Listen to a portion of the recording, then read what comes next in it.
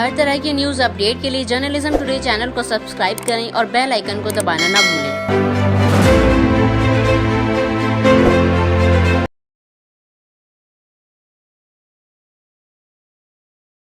اللہ من الشیطان الرجیم بسم اللہ الرحمن الرحیم کل نفس ذائقۃ الموت وإنما توفون أجوركم يوم القيامة فمن زحزح عن النار وأدخل الجنة فقد فاز وما الحياة الدنيا إلا متاع الغرور لتبلغن في أموالكم وأنفسكم وَلَتَسْمَعُنَّ مِنَ الَّذِينَ أُوتُوا الْكِتَابَ مِنْ قَبْلِكُمْ وَمِنَ الَّذِينَ أَشْرَكُوا أَذًى كَثِيرًا وَإِن تُصْبِرُوا وَتَتَّقُوا فَإِنَّ ذَلِكَ مِنْ عَزْمِ الْأُمُورِ۔ سورہ آل عمران آیت نمبر 185 اور 186۔ شروع کرتا ہوں اللہ کے نام سے جو بڑا مہربان نہایت رحم کرنے والا ہے۔ ہر جان موت کا مزہ چکھنے والی ہے اور قیامت کے دن تم اپنے بدلے پورے پورے دیے جاؤ گے۔ پس جو شخص جہنم سے بچا کر جنت میں داخل کر دیا جائے بے شک وہ کامیاب ہو گیا، اور دنیا کی زندگی تو صرف دھوکے کا سامان ہے۔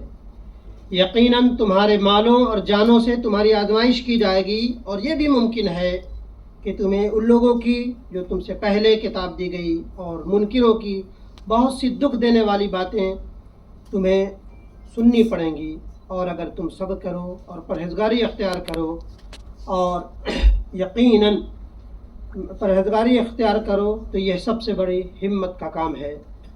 سورہ رحمان کل من علیہا فان ویبقى وجہ ربک ذو الجلال والاکرام۔ زمین پر جو کچھ بھی شے ہے سب فنا ہونے والی شے ہے، صرف تیرے رب کی ذات جو عظمت اور عزت والی ہے باقی رہنے والی ہے، باقی رہ جائے گی۔ رب کریم ہم سب کو ان آیات کریمہ کے مطابق اپنی زندگی گزارنے والا بنائے اور اپنے کردار کو سنوارنے والا بنائے، آمین یا رب العالمین۔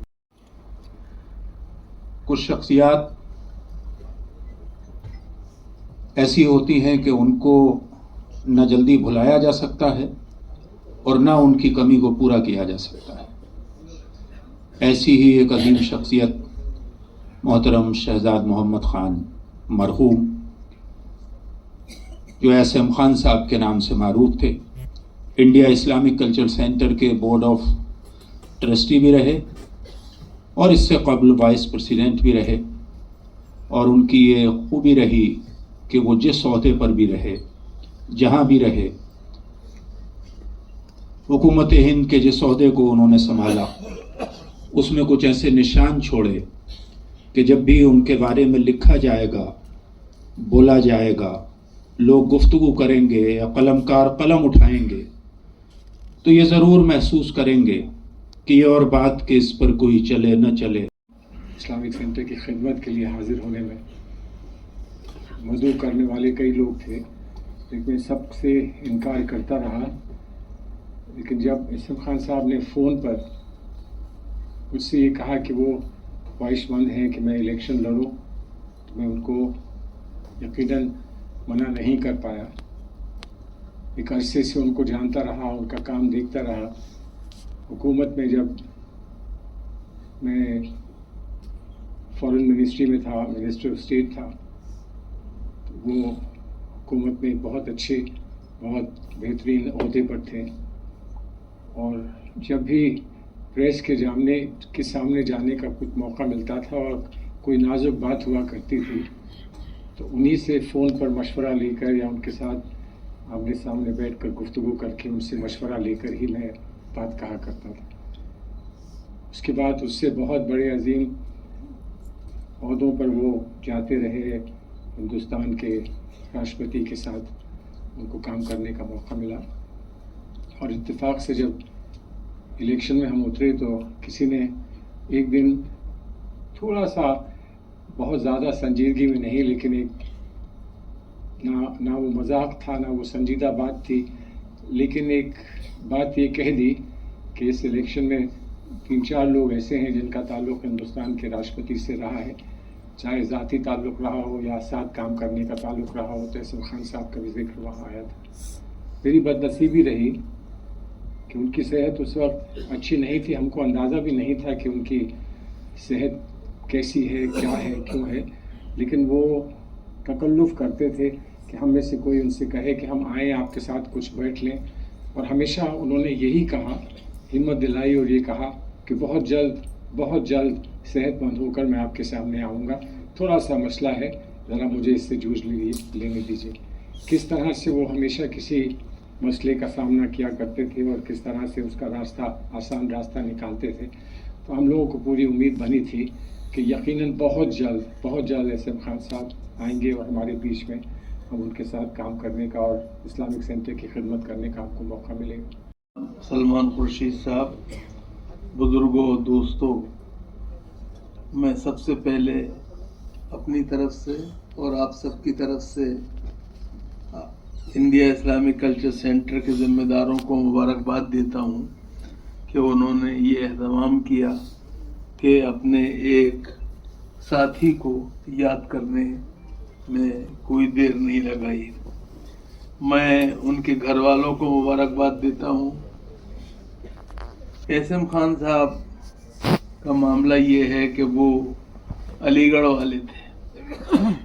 अलीगढ़ वाले थे से मेरी मुराद ये है कि वो अलीगढ़ के पढ़े हुए थे और उनके अंदर वो तमाम खूबियाँ थीं जो एक अलीगढ़ वाले में पाई जाती हैं।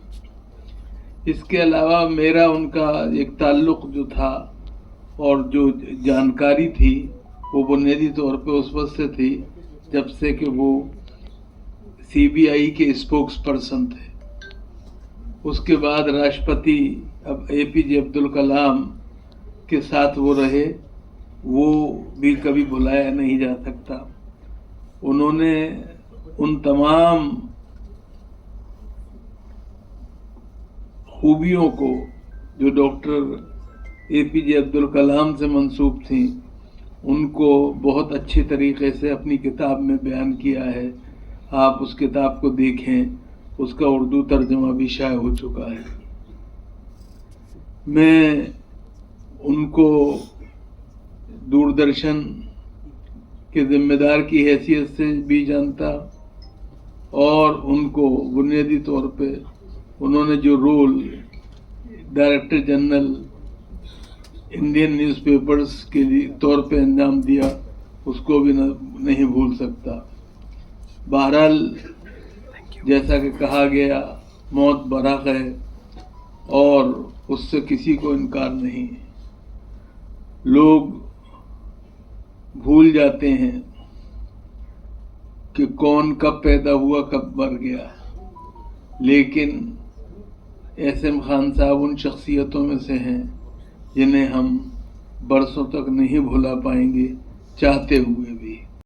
Ma'am, Sandhu ma'am and Meena ma'am, Sir took over DD News in early, I think he took over by the end of 2010 and continued till 2014. And with absolute certainty, I can say that Sir leaves behind him an immaculate body of work. One of the bestest officers, Raman sir is also here, DD has ever had. जितने भी programmes होते हैं यहाँ पर habitat centre में, IIC में, सभी जगह बहुत एक्टिव थे और उनसे हमेशा बहुत गाइडेंस मिली। और उनके अगर मैं बात करूँ शाहबाज की, शारवार की, तो वो भी उनके अंदर जो एटिकेट्स हैं उनके पूरे परिवार के अंदर, उनके बच्चों के अंदर, वो हमेशा इतने डिग्निफाइड ढंग से हमेशा मिलना, हमेशा बुलाना, हमेशा हर साल कई बार तो इनकी तरफ से आम भिजवाना, اتنا مطلب اتنا پیار، جیسے مجھے لگتا تھا کہ جیسے وہ ان کے 3 بیٹے ہیں، مجھے بھی وہ اپنے بیٹے کی طرح ہی ہمیشہ اتنا پیار کرتے تھے، انکریج کرتے تھے. پروگرام میں شرکت کر رہا ہوں. میری ان سے ملاقات تقریباً 20 سال پہلے ہوئی تھی. ببلو بھائی یہاں بیٹھے ہیں، انہوں نے ملوایا تھا جب وہ کلام صاحب کے پریس سیکرٹری تھے. اس پہلی ملاقات میں ہی، جبکہ وہ اس سمے بہت بڑے عہدے پر تھے، میں اس سمے مطلب کوئی بھی ایسی مہتوپورن استھتی میں نہیں تھا، پرنتو انہوں نے جس پرکار کی جو ان کی پرسنالٹی میں ایک شائستگی تھی، سنجیدگی تھی، اور انہوں نے جتنی عزت دی، اس سے پہلی ملاقات میں ہی میرے من میں ان کے لیے ایک الگ پرکار کی رسپیکٹ بنی. آگے تمام موقعوں پر ان سے بات چیت ہوتی رہی. مجھے یاد ہے جب وہ دوردرشن کے ڈائریکٹر تھے تو اس سمے بھی میڈیا ریلیٹڈ بھی کئی مدعوں پہ ان سے بات چیت ہوتی تھی. اور ایک میں واقعہ آپ کی جانکاری میں بتانا چاہتا ہوں کہ دوردرشن میں اس سمے منسٹرز کے انٹرویو ہوتے تھے، جس کو کہ پوری دیکھ ریکھ ڈائریکٹر کے روپ میں وہی کرتے تھے. اور 2012 یا 13 کی بات ہے، تو اس سمے انہوں نے یہ سجیشن دیا کہ اپوزیشن کے بھی کسی لیڈرز کے، سینئر لیڈرز کے انٹرویو ہونے چاہیے. اور انہوں نے اس سمے ہم سے بات کی تھی راجناتھ سنگھ جی کے انٹرویو کے لیے. اور اس پرکار سے انہوں نے مطلب یہ دکھاتا ہے کہ وہ کس پرکار کی دریا دلی کی سوچ رکھنے والے تھے. اور پھر وہ ایک ویوستھا شروع ہوئی کہ دوسرے لوگ بھی اپنی بات دوردرشن کے پلیٹ فارم سے آ کر کہہ سکیں. اس کے بعد جب گورنمنٹ چینج ہوئی تو جب ہم لوگوں کی گورنمنٹ آئی تب بھی 1-2 موقعوں کے اوپر جو میرے طرف سے ہو سکتا تھا ہم نے ان سے بات چیت کی، ملاقات کروایا، باقی چیزیں چلتی رہیں. اور ان کے بیٹے کی شادی میں بھی ملاقات ہوئی. ابھی جب کچھ مہینے پہلے انہوں نے ہمیں کال کر کے یہ بتایا اپنی اس بیماری کے بارے میں، تو مجھے بڑا صدمہ سا لگا. اور وہ ان کے صاحبزادے اس بات کو جانتے ہوں گے. بڑی ایک چھوٹا سا ایک ٹیکنیکل ایشو تھا جو گورنمنٹ سے ریلیٹڈ. مگر میں آپ سے بتانا چاہتا ہوں کہ جب میں نے اس وشے کے اوپر ہیلتھ منسٹر صاحب سے بات کی تو وہ بھی نہ صرف خان صاحب کو جانتے تھے بلکہ ان کے بارے میں بہت ہی عزت رکھتے تھے اور ان کے بارے میں ایک بہت اچھا اوپینین رکھتے تھے. اور ان کی بات چیت کے لہجے میں مطلب جتنے وہ شانت بھاؤ سے بات کرتے تھے، میں یہ کہنا چاہوں گا، دیکھیے یہ موقع تو غم کا ہے، ہم تو لکھنؤ کے رہنے والے ہیں، تو میں نے وہ بات چیت کی جو سنجیدگی اور شائستگی ہوتی اس کو بچپن سے دیکھا ہے. اور کئی بار جیسے کہتے ہیں نا ریمینیسنس آف ڈائنگ سویلائزیشن، مجھے وہ ریفلیکشن ان کی بات چیت میں نظر آتا تھا. کبھی میں نے اونچی آواز میں ان کو بات کرتے نہیں دیکھا، کبھی اریٹیٹ ہو کے بات کرتے نہیں دیکھا، ہمیشہ بہت شانت لہجے میں بات کرتے تھے. تو ہم یہ کہہ سکتے ہیں کہ عمر میں تو ہم سے بہت بڑے تھے، مگر انہوں نے اپنے اس پورے کیریئر میں جس پرکار کی عزت کمائی ہے اور جتنے بڑے لوگوں کے ساتھ رہے ہیں، اب میں صرف اتنا ہی کہوں گا، کلام صاحب کے ساتھ وہ رہے تو مجھے لگتا ہے کہ اتنی عالم شخصیت کے ساتھ جو شخص رہا ہو اور جس نے اس کو چوز کیا ہو، تو آپ سمجھ سکتے ہیں ان میں کوئی نہ کوئی تو کوالٹی انہوں نے دیکھی ہوگی، تب کلام صاحب جیسے ویکتی نے ان کو اتنا مہتو اور سمان دیا.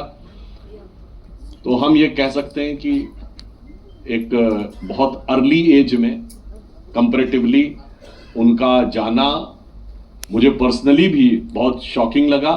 مگر اب کیا کہا جا سکتا ہے، ہم صرف یہ کہیں گے کہ ایک بیوروکریٹ کے روپ میں، ایک میڈیا پرسن کے روپ میں کس ڈھنگ سے میڈیا کو ڈیل کرنا چاہیے، چونکہ ہم میڈیا سے جڑے ہوئے رہے ہیں، اس کے لیے ایک آئیڈیل ریپرزنٹیشن پرسنالٹی میں جو ہونا چاہیے تھا وہ ایس ایم خان صاحب کی پرسنالٹی میں نظر آتا تھا.